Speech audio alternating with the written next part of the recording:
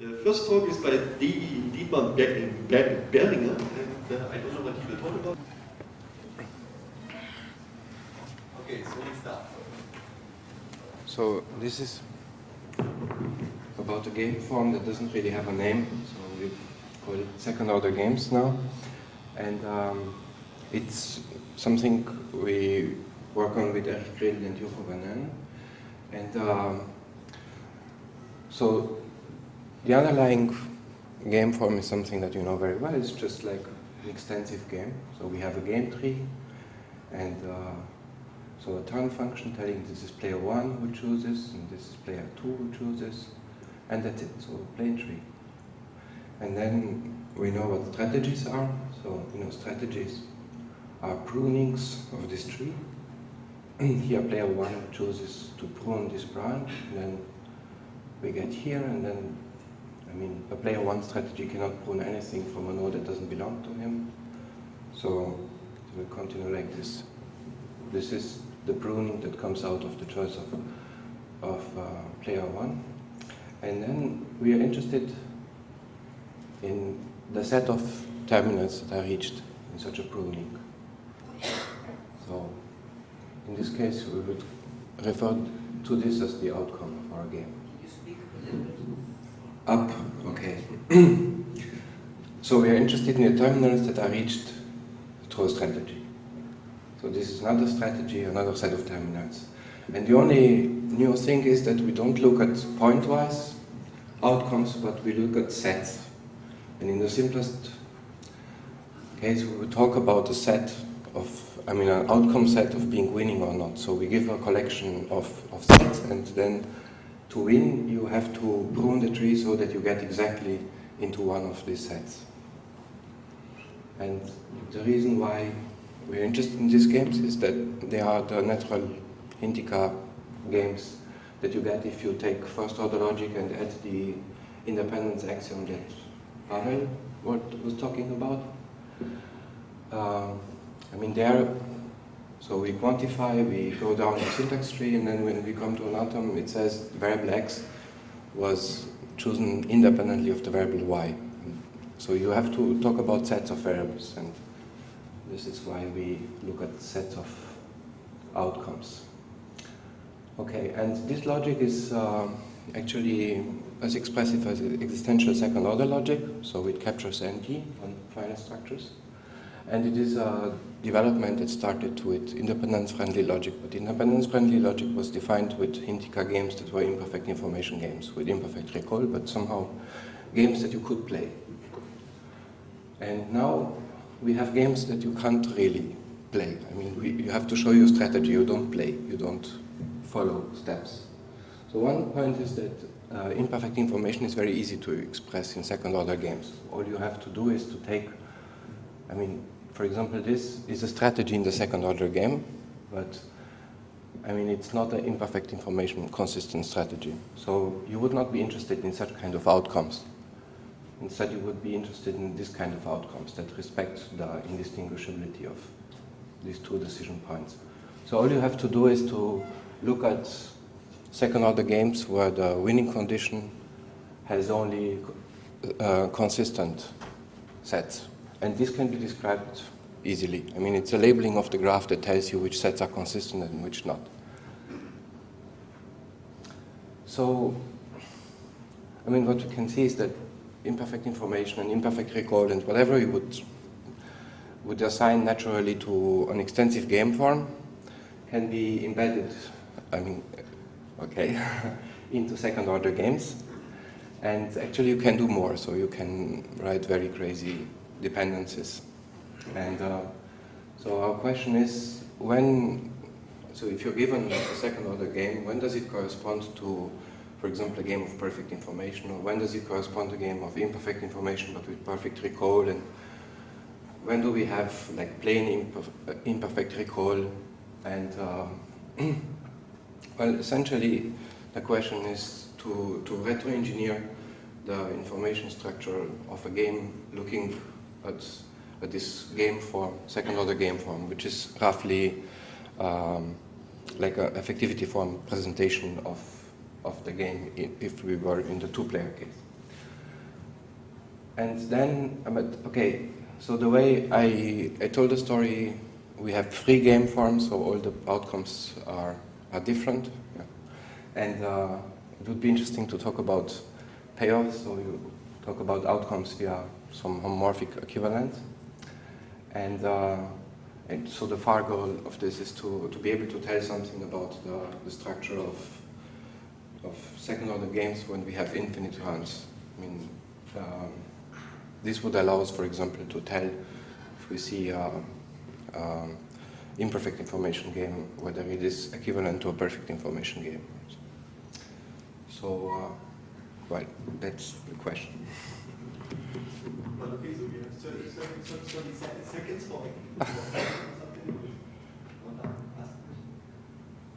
Okay.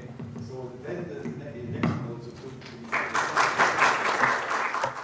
My very short presentation is about the further work that I presented yesterday. So it's about this the view calculus of knowledge and its relationship with the monadic second-order logic.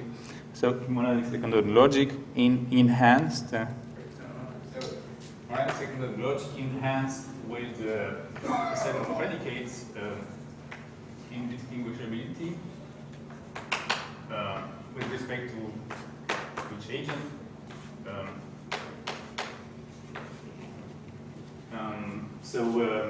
The family of 2 place predicates relating to positions in a tree, so it's monadic second-order logic on trees, enhanced with these predicates relating to positions in the tree if they give equal observability for the same agent. So the idea is that the 2 should be related with the class with some classes of automata, tree automata, with enhanced with some level constraints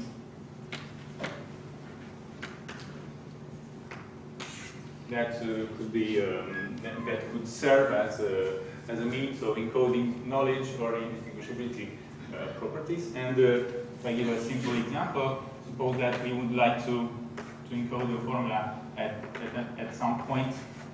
We would have to in the tree automaton we would have to label a certain state with a property like PAP and there exists a successor Q.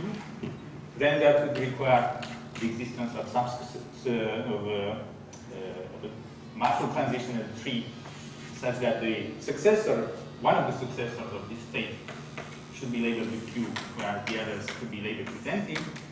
And there should be another type of transitions, let's say an indistinguishability transition, a level constraint on this automaton that would require the existence of a distinct, or maybe the same node related with this indistinguishability relation, in which P would hold. So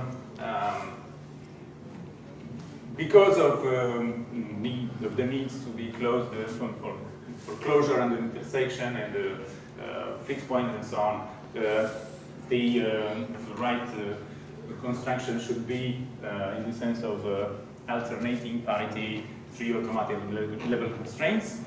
And it seems that the difference between the two, what I presented as a strict inclusion, comes from the fact that the new calculus of knowledge would be associated to such alternating tree automata with level constraints that have a weak form in which in each state we can gather together several states with no constraint except these transition constraints, whereas the monadic second-order logic with these extra predicates would also require, due to the projection operation that would be needed, would require imposing some extra constraints on the set of states that can encode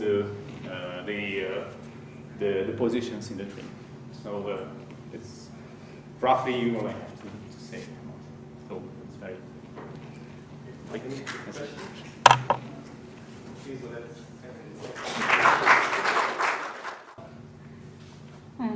Thank you. So the title is they're modifying our expectations in an evolving world. Expectations has nothing to do with probability, it's just literal expectations.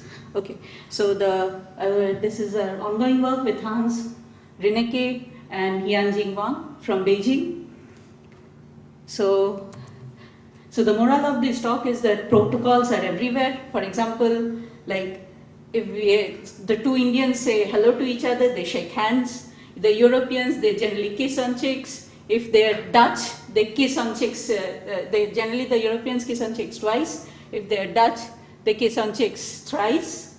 So in that sense, protocols are everywhere. So knowing these protocols lead us to get some expectations about the world, and getting to see the observation really updates our knowledge base, and we know where we are or what is the current state is and things like that. Okay, so the part of this work is already presented and published, and the latter part is kind of ongoing work. Okay, so let me just go through this thing. Yeah. Okay, so just to get back to, I will tell you a Dutch story kind of. And so we go back to some 1950s cafe. So there are three people, Kate, Anne and Jane, and they're having some coffee together. Kate is a gay, and she wants to know whether if any of the others who are sitting together if they're gay also. So generally during that time in Netherlands, so musical is kind of the code word for gay, and if you say that I am musical, then it kind of referred to that I am gay. But only the gay persons know about it, not the non-gay persons. Okay, so Jane Kate said that I am musical and I like Kathleen Ferrier's voice. Also, Kathleen Ferrier's low contralto voice was liked at that time. So Jane was also gay, but Anne was not gay. So Jane, of course, so this that Kate was gay is presented by G. So Jane and Anne, till that thing was not mentioned, they don't know whether Kate was gay or not gay.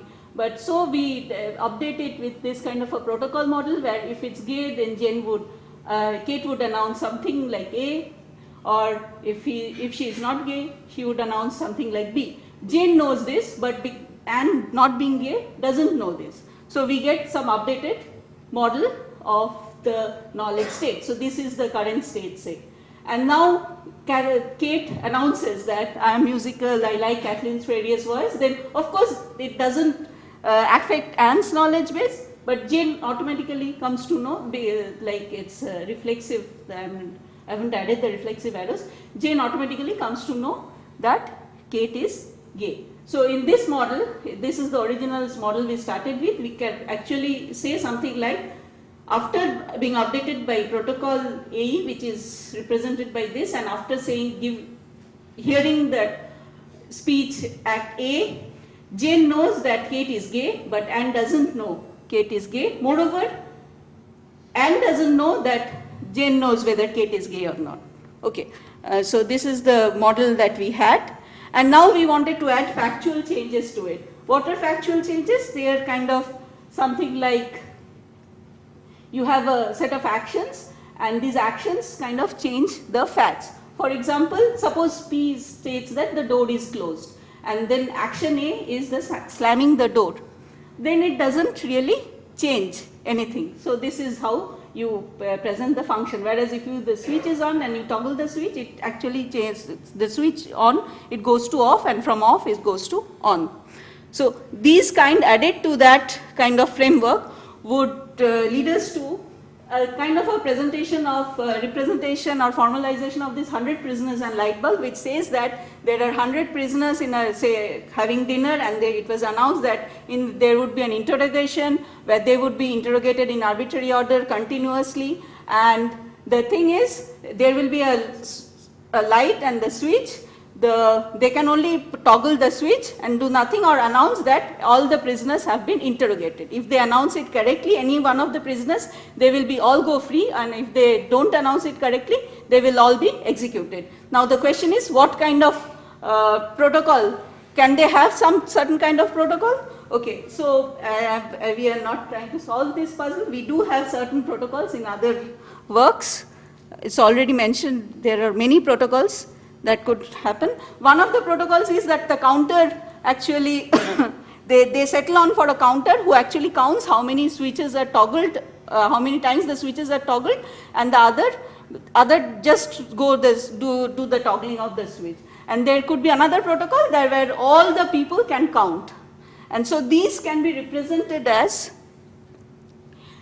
these kind of actions like toggle, announces, skips, and then this light is on, counters has entered, protocol terminates, these kind of actions, these kind of propositions, this kind of fact-changing actions that is happening during that thing. For example, if you toggle, then the light goes off or on, and these are the kind of protocols that we could have in that language. And what we want to do is, we would like to do it from the GERDS protocol. Okay, thank you.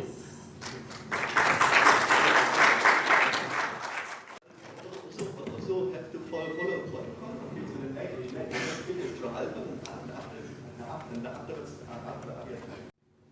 This is actually two papers, both joint with Raphael, focusing on sequential equilibrium in games of imperfect recall. Now, how many people here know what games of imperfect recall are? Most of you. Okay, that's a good start. So very briefly, if you look at extensive form games, the most common solution concepts perhaps are sequential equilibrium and perfect equilibrium, and the idea is that agents are playing optimally not just on the equilibrium path, but also if by some accident they find themselves off the equilibrium path. And both solution concepts in literature have only been defined in games of perfect recall. Intuitively, a game of perfect recall is where you remember everything you've done before, and you remember all your actions, and you remember the information sets you've gone through. The intuition for sequential and perfect equilibrium makes perfect sense in games of imperfect recall. The idea is still you do the right thing off the equilibrium path. That doesn't depend on having perfect recall. And I would argue that perfect recall, if you have large games, is a highly implausible assumption. How are you supposed to remember everything that's happened? Right? You're playing a bridge game. Do you remember everything that's happened up to now? So the goal of the talk and the paper is to examine sequential equilibrium and perfect equilibrium in games of imperfect recall, and it's well known that there are subtleties. There's a paper by Petroni and Rubinstein that generated a whole special issue of Games and Economic Behavior back in 97, am I remembering right? And they looked, let me focus on this game. Nature moves either left or right with probability of half. It's a one-player game. If nature moves either left or right, the player can exit the game and get a payoff of 2. Otherwise, he can continue the game, but then he forgets whether nature moved left or right. That's the information set down there, X. I hope you can see that. The player has forgotten what nature's first move was. And if nature goes right, you continue, and then play right at the information set. Does that make sense? Now, the point here is, if you're at the information set, you know. You don't have any confusion about whether you're at X3 or X4. If you know your strategy, you must be at X4, because your strategy says, go right. Quit the game if you go left, and continue if nature went right. So what is the meaning of that information set? Now, the other thing that Petroni and Rubinstein point out is, gee, if you go left, you'll say, hey, now I want to reconsider. This is not intuitively a sequential equilibrium. Now that I've gone left, let me throw out my old strategy and play a new strategy, which is to go down and go left. Right? Once I've gone left, no confusion anymore. I'm never going to be at X4. I'm only going to be at X3. I don't like my old strategy which says quit the game. But now you have all sorts of issues. Do you remember your strategy? This is not an issue in games of perfect recall, but in games of imperfect recall, do you remember your strategy? If you switch strategies, do you remember that you've switched? I mean, to carry out your new strategy, you have to recall your new strategy. What do you know? What's the meaning of that ellipse? So I think the real conceptual issue here is, what does the ellipse mean?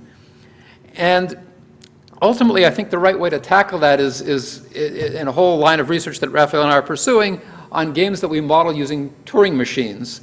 But let me just point out, so what we do in one paper is define sequential equilibrium in standard games of imperfect recall that are defined this way without worrying what that ellipse means. We give definitions and we show that sequential equilibrium exists, but the definitions are ex-ante definitions. What I mean by that is, although the intuition is when I'm, after nature's played left, I reconsider, do I want to reconsider? What we say is, no, the way we're thinking about it is at the beginning of the game, you do the optimal thing, even on the off chance you'll get off, you won't play along the equilibrium path. So it's an ex-ante notion. It doesn't really capture the intuition of sequential equilibrium, although it agrees with the standard definition in games of perfect recall. So in games of perfect recall, you can't distinguish the two situations. And what we've done more recently, since I only have a minute or two to go, let me go to the very end,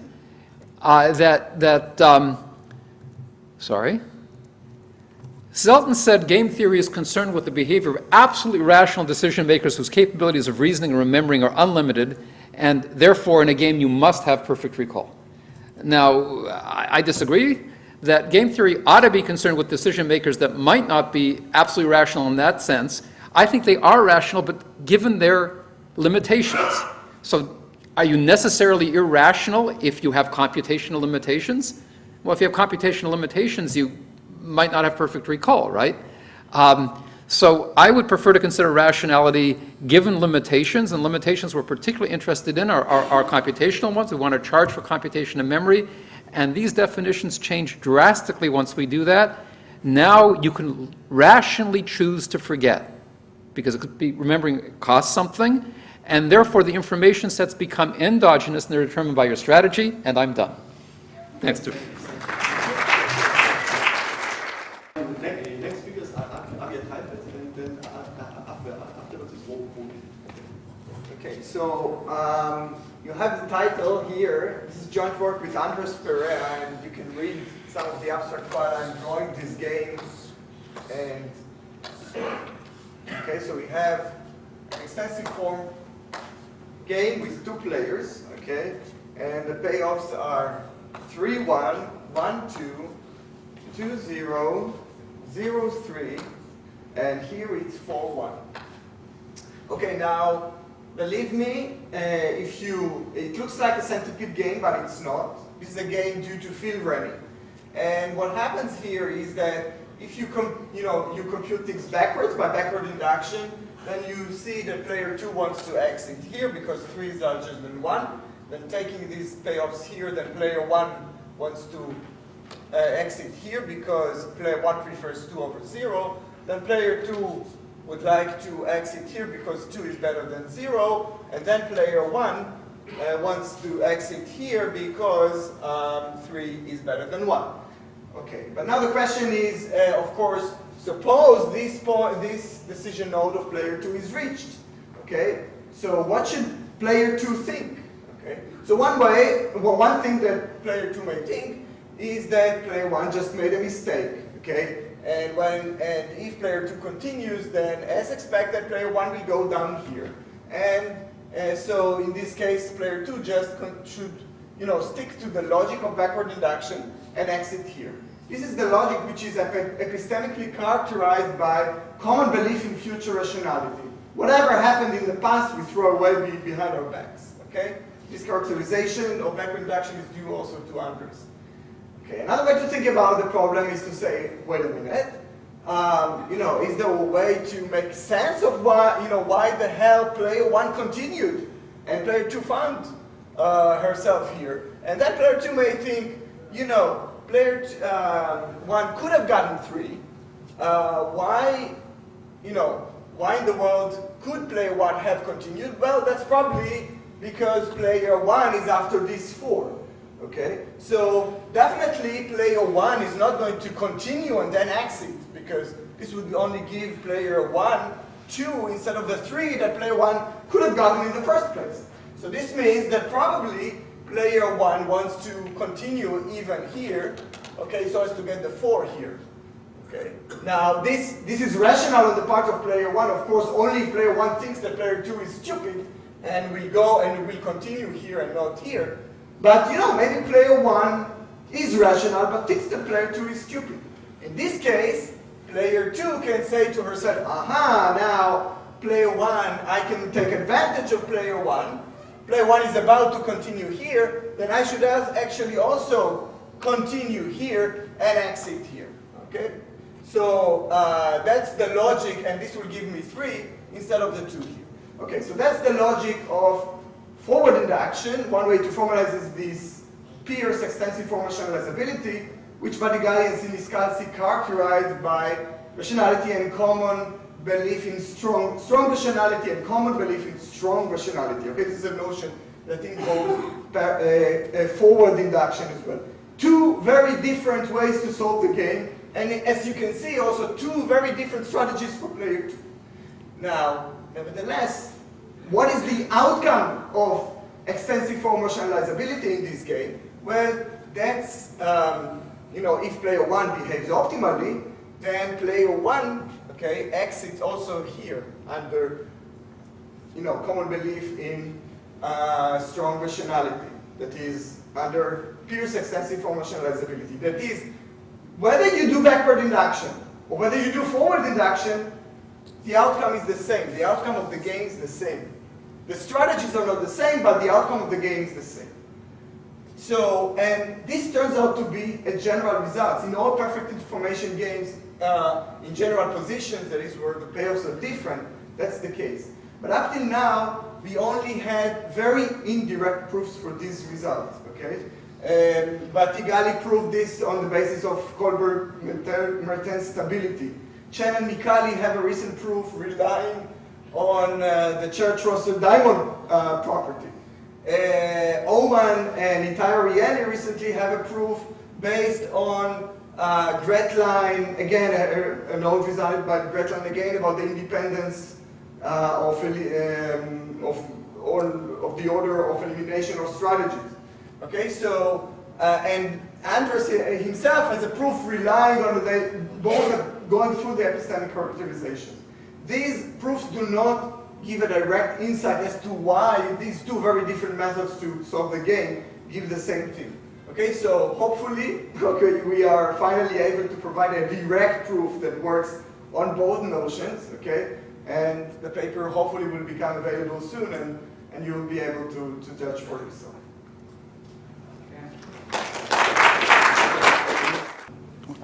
Hi. Okay, so I'm talking about a slightly different, more philosophical issue, but the issue is about the nature of knowledge, and it's joint work with Adriana Renero. She's a philosophy student at the Curie Graduate Center. So the justified true belief account of knowledge is that knowing something is no more than having a justified belief that it's true.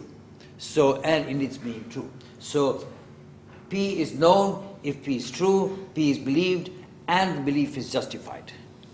There is a common impression that the justified true belief definition of knowledge is due to Plato and was undermined by Gettier in his 1963 paper. And briefly, this impression is mistaken, and it's the boy Theaetetus, who was a mere 16 years old at the time, and not Socrates, who proposes the JTB account after proposing 2 others, knowledge is perception and knowledge is true belief. And let me briefly tell you what Gettier's account is. Let's suppose that there are 2 people, Usha and Ravi, who are possible candidates for promotion to vice presidency. And Ravi has been told by the president that Usha is going to get the job. Now, later on, Ravi and Usha are both in the president's office, and since Usha is there and Ravi believes that Usha is going to get the job, Ravi believes that the person who is going to get the job is in that office. As a matter of fact, Ravi himself is going to get the job. So his belief that the new person is going to be in the office is justified. And it's true, but nonetheless it's not knowledge because it went through the wrong belief that Usha is getting the job. This is Gettier's argument. Now, the question is whether Socrates in fact endorsed the justified true belief account, and this is not the case. If you look at the dialogue Theaetetus, then the proposal is made by Theaetetus. He says, "Oh yes, Socrates, that's just what I once heard a man say. I'd forgotten, but it's now coming back to me. He said that it's true judgment with an account that's knowledge, true judgment without an account falls outside of knowledge. Now what happens actually is Socrates subjects Theaetetus to a rather rigorous examination, and ultimately he concludes with, therefore knowledge is neither perception nor true judgment, nor an account added to true judgment. So the question is, if Socrates did not endorse the justified true belief account of knowledge, what was his argument against it? And his argument is as follows. I'll skip the Gettier part, which I already told you. So he says instead, an analogy to a justification is an analysis of the first syllable SO of his own name. So SO is composed of the two letters S and O, and that spelling out is rather like a justification. So both an analysis and justification have structure, and Socrates points out that the letters S and O themselves, having no structure, cannot have a justification. If letters S and O cannot have a justification, then they cannot be known, and if they cannot be known, then the syllable also cannot be known. So, is it possible to know the syllable without knowing the letters S and O? And if not, then how can we rest a knowledge of SO on a knowledge of S and a knowledge of O? So now, it turns out that Turing faced this question also. What does a Turing machine know? The ability of a Turing machine to recognize the palindrome ABCBA is parasitical on its ability to recognize the symbol A, and that ability, while we readily grant it, requires an explanation. Now, a Turing machine could be regarded in one of two ways, either as a person or as a machine. If it's a machine, then of course it's an electronic problem to make sure that it recognizes symbol. If it's a person, then what? So Turing said that the alphabet must be finite, because if the alphabet were infinite, then there would be symbols differing to an arbitrarily small extent, in which case the problem of recognizing symbols would become unsolvable. So let me proceed by recounting a joke. Someone calls upon the telephone and a boy of 5 answers. Can I speak to your father? He's not here. Can I speak to your mother? She's not here either. All right, will you write down a note that Socrates called? Sure. How do you spell Socrates? S-O-C-R-A-T-E-S. Then there is a pause, and the boy says, how do you make an S? So the algorithm broke down at the point where the boy was unable to do this.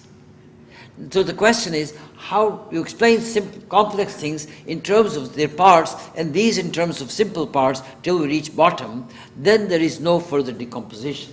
Now what? Now actually this question was addressed by Wittgenstein, who said essentially, explanations come to an end somewhere. But the answer really is, how do you know it's an S can be answered by, because I can see it's an S, and this is accepted as an explanation from a member of the community. So to be a member, you have to have the training to recognize symbols, and because we depend on all of us recognizing symbols, we don't ask. Thank you.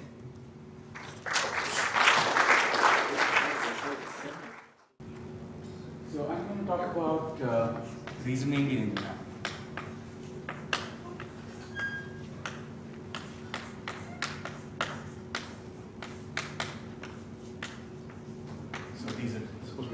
Large games.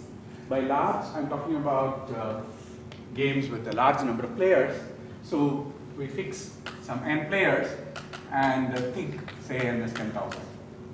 So we're talking about games where this kind of intersubjectivity that we have been talking about, especially in notions like Nash equilibria, really are questionable, and what kind of reasoning goes on. And let's say that these are the set of choices is, let's say, ABC. And so what we will look at are vectors, for instance, 5,000, 3,000, 2,000. To say that 5,000 players choose A, 3,000 choose B, 2,000 choose C. And in this kind of games, it makes to think of them as anonymous games. One can also look at semi-anonymous games and not get into that, but anonymous games in the sense that you don't really care about the player identity, but only about what action the players take. So you can talk about payoffs in this, so you look at distributions of n, and payoffs are given as from distributions to them. So basically, depending on the distribution, so if you 5,000 play A and 3,000 play B and 2,000 play C, all those who play A, so this I is over sigma. So all those who play A get certain payoff, all those who play B get certain payoff. Now why look at such games? Because these are as Ehud Kalai, so I would just refer you to the collected works of Ehud Kalai and Matthias Blonsky. Some very nice papers here. These are very robust in a very important sense. There are many senses, but in particular, these are information proof. Well, in most games, if you have Nash equilibrium, so if the game is played, players choose, after that I announce what has happened, would you still have an incentive to deviate, right? Now, so that's, in general, most games, you will find that after the Nash equilibrium is achieved, I find that I could have done much better. So I would regret, right? So these are robust games in the sense that these can be shown to be information proof in general, with, there's a lot of literature on this. So what we have been looking at is to look at games of this kind, and there is something in CART 2011 and Lodi 2011, some results on looking at anonymous games and especially for mean payoff games, what kind of results that we can get. Now, of course, if I had not been organizer, I would have submitted a paper on this for TART 2013 as well. But what we are really after is to look at one is just the existence of equilibria. There is a lot of results, but one is, these are mostly in the way game theorists do, it's all in the continuum and doing things. But when you discretize, there are very nice algorithmic questions, most of which seems to be open. Can you compute these equilibria? Can you efficiently compute, in what sense? And the framework that we are looking at are repeated normal form games. And so what you can ask is, what kind of stability, long-term stability exists? Can you check if these, in a particular game is stable in the long run? And this is kind of, especially when you're looking at repeated normal form games,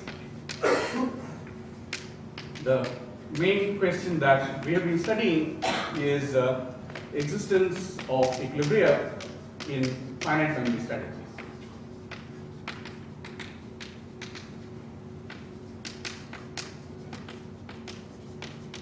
So when can you characterize these?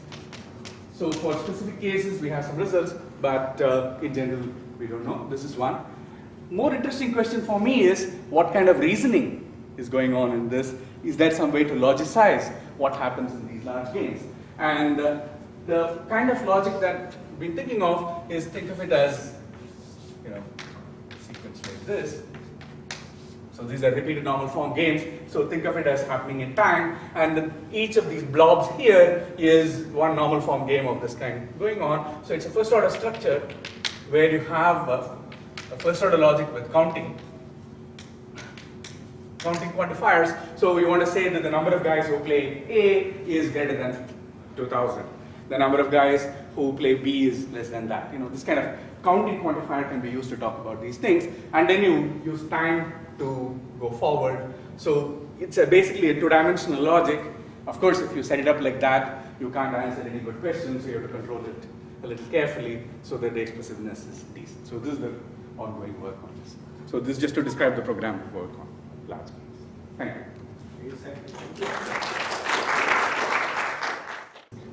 Okay, so I'm the last speaker, so the title is Strategic Learning of Equilibrium in Games, and this is joint work with myself.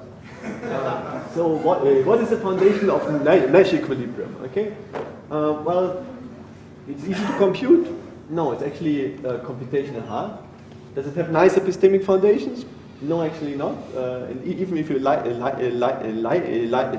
you have to tell me how you get them actually and where they come from. Can it be learned with simple heuristics? Actually, yes. So there are some simple learning heuristics, simple in quotation marks, that lead to Nash equilibrium in all games. So now these are some results by Hart, Baskeler, and Foster and Young. Oops. So the questions I have is, would players like to stick to such a learning heuristic that leads to Nash equilibrium in all games? Okay, so here's the thought experiment. So now suppose we take 2 players, and for each player we have a set of learning heuristics. Okay? And now I take a pair of learning heuristics, one for each player, and they play a game, and I look at the long run payoff. And I do this for all learning heuristics. Okay? And I do this for all games. Okay, so all 2-player games. And I look at the expected long run, the expected long run payoffs over the space of games. So what I get is actually another game where I have players, and the actions of the games are the learning heuristics, and the payoffs are the average long run payoffs. Okay, and I ask basically if I ask whether the learning heuristics that lead to Nash equilibrium in all games are actually also a Nash equilibrium in this learning game. Okay, because then players would like to stick to it. So this is one question. Actually, another question is, would such learning heuristics be evolutionarily stable? So here again, the idea is that evolution would program players to these learning heuristics. But we know that for evolutionary stability in nest-like condition is that it's Nash equilibrium. So it's related to the first question. And then the third one is, would such a learning heuristic learn itself when applied to the game of learning heuristics? So if a learning heuristic converges to Nash equilibrium in all games, it should also do this in the learning game. So in some sense, it could learn itself. Okay. So these are the 3 questions. The answers are no, no, no. So here's the theorem. There is no learning heuristic that is simple, and I will explain this in a moment. Leads to Nash equilibrium in all finite games, and is a Nash equilibrium in the game in which players choose these learning heuristics. What I mean by simple is uncoupled. So a learning heuristic does not take opponents' payoffs as input. So this is what people thought is one feature of a simple learning heuristic. So it can take as input the opponent's actions, your own payoffs, and so on, but not the payoffs of the opponents. The proof is actually very simple. Okay, how much time I have? Okay, so here's the proof. Okay, so let's take this 2x2 game. It's a very simple game, and it has a unique pure Nash equilibrium. Okay, so suppose both players follow a learning heuristic that leads to Nash equilibrium in all games. So in particular, in this game, it should lead to BB. Okay. Now suppose that the role player doesn't like to follow this learning heuristic. So he basically switches to some constant action. So he always plays C in this game. Okay. Notice that C is a strict dominant, strictly dominated action. So he plays the stupid strategy, so to speak. So now what happens? If the column player's learning heuristic leads to A, okay, so somehow, because the role player switched, maybe the column player's learning heuristic leads to A, then the role player has actually an incentive to use always C, because 15 is better than 30, okay? So in this sense, then we know that role player's original learning heuristic couldn't have been a Nash equilibrium in the learning game, okay? Now, if the column player's learning heuristic leads to B, then actually it must also lead to B in another game, this other game, which is exactly the same way, except that I change the payoffs of the role player, these payoffs here. But since the learning heuristic of the column player is uncoupled, and the player plays the same here, actually the column player's learning heuristic must play the same as here, okay? But in this game, if it basically leads to B, then it could not find the unique pure Nash equilibrium, so which is a contradiction. Okay. So actually, the exact argument is a little bit more complicated because you also want to allow for mixing and so on. But it holds also for correlated equilibrium actually, and it holds for even nice games, 2x2 games, generic games, supermodular games, ordinal potential games, because my examples were actually of this kind. And one can ask, maybe there's a class of games where you can find the possibility result, and actually there is, but these games seem to be strategically trivial, or there seem to be a common interest. So in some sense, there is no strategic, evolutionary, or learning foundation for learning equilibrium in games, or at least for simple learning of equilibrium in games. Okay, so now this is what I have to say.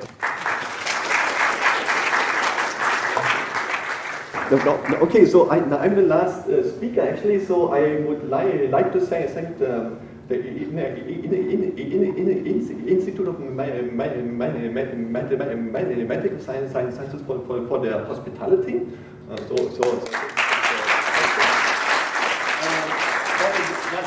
I would like to thank all the local helpers, the technical helpers, and so they actually make the conference smoothly. So we should thank them. And I would like to thank the local organizing committee. So it's something very strange. If you see announcements of conferences, they always put the local organizing committee last, the program committee first. But this is completely unfair because the local organizing committee does all the work. Okay, so I like to say thank the local organizing committee, especially Ram, the head of the local organizing committee, then Kamal Nalodaya, then Sujata Ghosh, and SP Surish. Okay, there. Okay, so thank you very much.